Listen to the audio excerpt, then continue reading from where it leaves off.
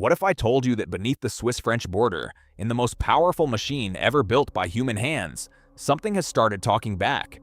Not in words, but in data, in signals that should not exist, in echoes that arrive before the event itself. I am talking about CERN, the Large Hadron Collider. At the beginning of 2025, in the very heart of the underground CERN complex, where the ring of the Large Hadron Collider roars and protons collide at transcendent speeds, something strange happened. Not just a deviation from the norm, not just a new signal. It was a discovery that sent a chill down the spines of even those who have worked all their lives with the absurdity of quantum physics. If that mystery has you hooked, hit like to fuel our investigation and subscribe to join the crew. We're just getting started. At first, no one wanted to believe. The data seemed erroneous. They repeated it again and again, but the anomaly did not disappear. On the contrary, it became increasingly frightening. A particle that should not have been. Energy that appeared out of nowhere. A decay going against the standard model. And above all, a feeling that we touched something that was not meant to be found. So what exactly did the physicists at CERN see? Why is this experiment called dangerous even by those who conducted it? And is it true that our picture of the universe is just a simple illustration of what hides beneath the surface? It all began with the mundane. Millions of collisions in the depths of the Large Hadron Collider. Billions of rows of data. But amidst this noise, a strange signal suddenly lit up. It did not correspond to any known particle decay pattern. Not a single symmetry, not a single model could explain what was happening. Researchers expected to see the birth of ordinary particles, quarks, leptons, perhaps short-lived bosons. But what they received looked as if the particle was doubling at the moment of birth. The signal indicated the presence of two particles with almost identical properties that appeared simultaneously in the same place but moved with different illogical momenta. As if a double of the particle existed in a peculiar phase, slightly shifted relative to reality. At first, they decided it was an artifact, perhaps a glitch in the detectors. But this ghost appeared again and again, and only under conditions where the collision energy reached a certain very narrow range, as if someone or something was waiting for the right moment to manifest. Scientists dubbed this phenomenon a re-reflected trace, although none of the known physical fields are capable of such behavior. Some theorists suggest that we might be talking about particles entangled with their own image from another quantum branch of reality. In other words, we may be observing for the first time the effect of a crossover between parallel versions of the same particle. But that is not all. In certain cases, a barely noticeable vibration skipped between the two reflections, as if information was instantly transmitted between them, violating the principle of locality. This resonance was neither noise nor error. It manifested with such precision that at one point one of the physicists remarked, "It seems the particles have started talking." CERN remains silent. Official documents are sparse and formal, but leaks and anonymous comments from scientists say one thing. Our model of elementary particles may be not just incomplete, but fundamentally flawed. And what lies ahead is not an update, but a reboot. Among all the strangeness that stirred the walls of CERN, one became truly terrifying. The data began to behave like an echo. Not in the acoustic sense, of course, but in the quantum one. As if reflections of events appeared not after, but before the events themselves. Like someone in a mirror knew in advance what would happen and reflected it even before it occurred. The graphs recorded doubled pulses, identical, but with a shift in time and direction. Imagine, a particle is born, but the trace of its existence is registered fractions of a nanosecond earlier than the actual fact of birth. When they began to correlate the parameters, something even more disturbing was revealed. The secondary trace did not have a full energy signature.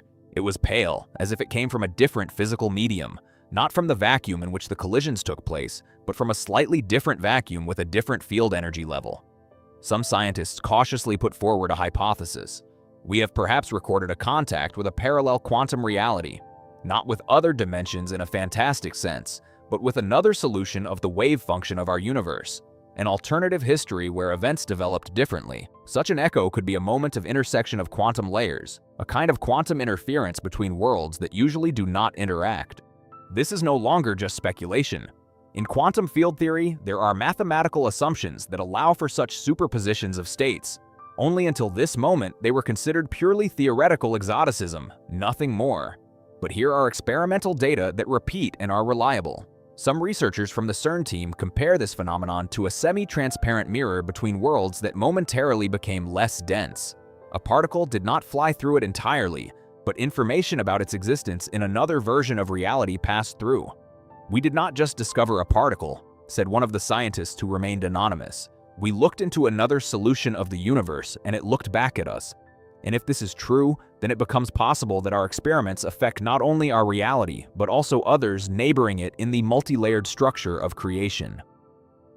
If you imagine the universe as a colossal building, then quarks are the bricks from which all its walls are built.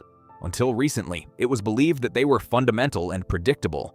Their behavior was described with striking precision within the framework of the Standard Model. It all started with an analysis of the unusual decay of a bottom quark, heavy but well studied, which usually behaves quite obediently.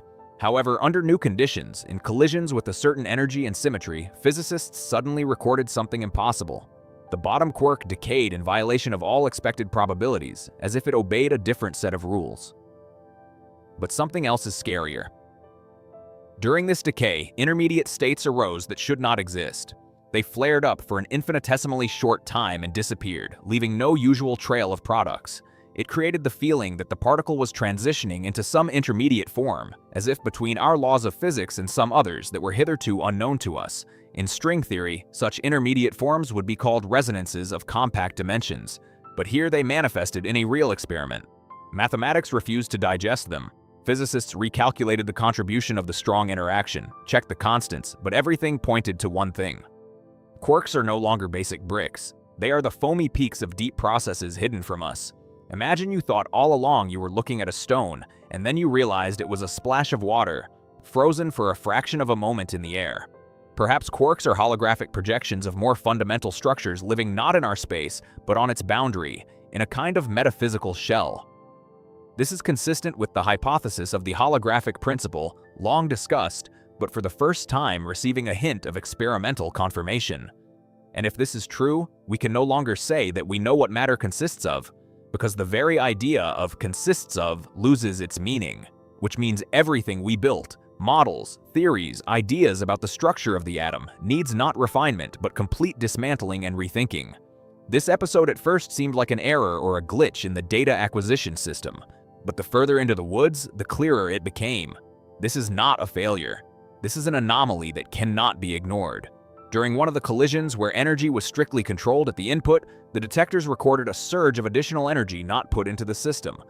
The collider did not supply more power to accelerate the particles. Theoretically, this cannot be, but at the exit from the collision point, particles were born whose total energy exceeded the initial energy input. Violation of the law of conservation of energy. This sounds sacrilegious to any physicist, but the facts are stubborn. One of the researchers later commented, "We checked everything. If this is an error, then it is an error of the universe itself." What could it be? Some suggested that energy was being borrowed from the vacuum, a classical effect known as vacuum fluctuations. But the problem is different. This was not a random surge, but a directed, repeatable, and controllable process. Something or someone tossed in energy at a strictly defined moment, violating seemingly inviolable laws. As a result, a hypothesis arose. We have perhaps recorded for the first time a connection to an external energy background, the existence of which was previously considered pure speculation. We are talking about a theoretical construct known as the zero-energy substrate. This is a hyperstructure from which our universe could have been born, and from which until now not a single interaction had been registered. If we accidentally punctured the boundary between our space and this background, then the entire energy system may be much less closed than previously thought. The universe is not a closed room, but a membrane through which something alien can seep. If energy came from nowhere, then what prevents it from going back out? At a conference in Geneva, one of the participants, a specialist in cosmological models, noted, "And what if it was not us who found the energy, but the energy that found us?" We are used to considering it a faceless quantity, a number in an equation.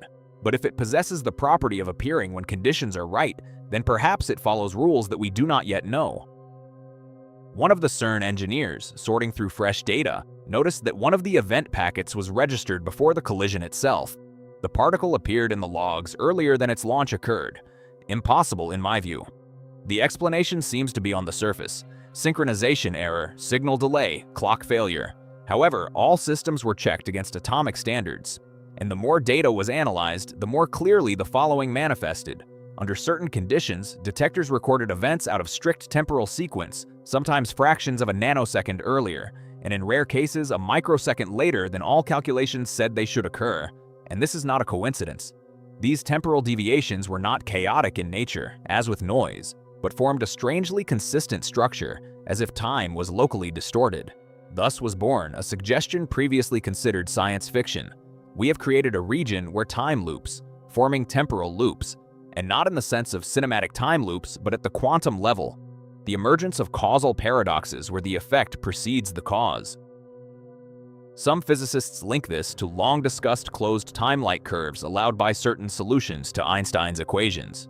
The problem is that previously they were considered pure mathematics, and now they seem to have found a way to manifest in reality. There were also more disturbing moments. Data began to transition into themselves. The log journal that tracked events discovered at the same timestamp different states of the same particle as if it had returned, changed by its own future. Such a phenomenon contradicts not only common sense, but also all the laws of quantum causality. "It was not us who closed time," commented one scientist in a private interview. "It was time itself that bent to avoid something." Against the backdrop of other anomalies, this effect may be the universe's reaction to interference in its deep structures, as if it is retreating, and because of this, the logic and causality of the flow of time begin to drift. Worst of all is that such loops are unpredictable. Theoretically, they can lead to the duplication of information, the interference of future states in the current one, and perhaps even the erasure of fragments of history within the subatomic scale. Quantum physics has long warned, the very act of observation affects the object. This, of course, sounds almost mystical, but in experiments like the double-slit experiment, the effect manifested clearly. A particle decides what to be when someone measures it. What was recorded at CERN went beyond those boundaries. Usual equipment calibration before a series of collisions, everything was as always. But as soon as the data collection algorithm was changed, the very character of the particles began to change. Literally under identical conditions with the same energy levels and configurations, different results were obtained depending exclusively on how and with what precision the observation was conducted. At first, this was called a systematic error, then the human factor. But after a 3-day series of strictly controlled tests, it became obvious. The very setup of the detectors and the intention to record specific data changes the result of the experiment, and radically so. The impression arose that the particles find out exactly why they are being asked to be watched and adjust, as if the quantum system felt the context. "They behave as if they are reading our protocol," said one member of the research group. It sounds like nonsense, but every subsequent experiment only reinforced this strangeness. Some data that had already been recorded began to be rewritten if the experiment was repeated from a different observation perspective. It was as if this affected not only the result, but also the past. Here an interesting hypothesis appears. The entire universe is a quantum system in which the observer does not just influence the result, but forms the very fabric of events. We do not just see what is there, we create what we can measure, which means reality is not objective but interactive. Some theorists went even further. Perhaps observation is the fundamental act of the birth of reality. And now, thanks to CERN, we have come too close. So close that we have begun to break the rules of the game themselves. Reality does not want to be revealed, or it is testing us just as we are testing it. It was at this stage in the laboratory that they began to talk about the limit of the observable, a point after which every new experiment does not reveal the truth, but begins to create its own false copies of the world. At a certain stage of events at CERN, a question arose that no one dared to ask aloud. What if what is happening is not just a quantum anomaly? What if we have witnessed an outside intervention, or, on the contrary, an internal awakening of the universe itself? Yes, it sounds unscientific, but listen anyway. Until now, scientists believed that nature is a silent mechanism working according to a set of fixed rules. But what began to manifest in the collider looked not like a result, but like an answer. To what? To the very fact of the experiment? To the very desire to hack reality? Some researchers, relying on mathematical traces of strange symmetries in the noise, began to talk about a possible external influence coming not from another galaxy, but from another physical logic, for example, from a presumed metavacuum where our universe is just a local fluctuation, a bubble in a deeper structure. If this is so, perhaps our experiments have attracted the attention of this deep system, or even opened a communication channel, even if at the level of fundamental fields. But another hypothesis is even scarier. What if there was no intervention from outside? What if everything that happened is the result of an internal reflection of the universe itself? like a consciousness that at a certain moment becomes aware of itself. The universe perhaps needed a mirror, and CERN became that mirror, a place where the laws of nature for the first time met the ultimate question, what am I? Some researchers began to compare what was happening to a cognitive act, a particle reflecting in another reality, energy arising from nothing, and time bending in response to measurement. These are not signs of a damaged experiment. This is a structure reacting to itself, as if the universe, for the first time in all history, noticed its own existence and was horrified, or else surprised. And why? Quite possibly, yes. It sounds oh so unscientific, but still. Theorist Aaron Heidman put forward an idea that is now being discussed at closed seminars. Consciousness did not arise in man. It is born in systems capable of reaching the limit of abstraction. Perhaps now it is waking up in the fabric of existence itself. Scientific experiments at CERN began with ultimate clarity. Accelerate particles, collide them, analyze the result. But everything went not according to plan. The discoveries became not just unexpected, they broke out beyond the limits of the permissible. We saw unstable quarks, energy without cause, temporal paradoxes, and perhaps even intervention of unknown origin. And here it is important to understand, this is no longer just physics. It is the moment when a person, looking into the equation of existence, does not recognize the reflections. Everything we considered the foundation, particles, time, the observer, energy, suddenly loses certainty, or conversely acquires a new dimension, frighteningly complex. CERN did not just accelerate particles, it accelerated the rethinking of reality. In each of these experiments, a hint slipped through.